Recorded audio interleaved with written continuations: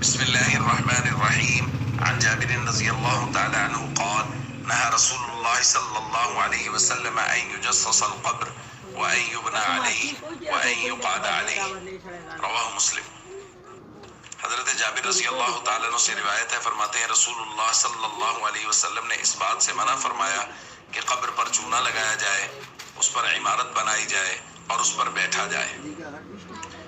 دوستو، قبر اور قبرستان عبرت کی جگہ ہے، لہذا اس میں کسی بھی طرح کی تزئین و آرائش کرنا شریعت کے مزاج کے موافق نہیں ہے، شریعت کی نظر میں ناپسندیدہ ہے۔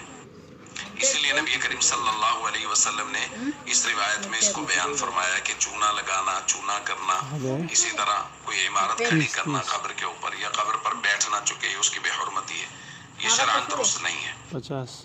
حضرت علی رضی اللہ تعالیٰ عنہ فرماتے ہیں مجھے نبی کریم صلی اللہ علیہ وسلم نے بھیجا اور مقصد بیان فرمایا: اللہ تدع قبرا مشرفا الا سویتہ، کہ کوئی بھی اٹھی ابری ہوئی قبر مل جائے تو اس کو برابر کر دو، ولا تمثالا الا طمستہ، اور کب کوئی بھی تصویر وغیرہ مل جائے تو اس کو مٹا دو۔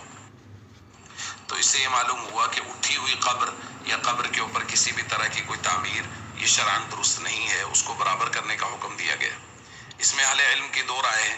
بعض اہل علم یہ کہتے ہیں کہ اس قبر سے مراد یعنی وہ قبر جو زمین سے بہت زیادہ اٹھی ہوئی ہے وہ کفار کی قبور مراد ہے، کہ کفار کی قبریں اگر ایسی ہیں تو ان کو برابر کر دیں، مسلمانوں کا ذکر نہیں ہے۔ جبکہ زیادہ ائمہ حدیث جو ہے وہ اس بات کو بیان کرتے ہیں کہ کوئی بھی قبر جو ہے وہ زمین سے زیادہ اونچی ہو تو اس کو برابر کرنے کا حکم ہے۔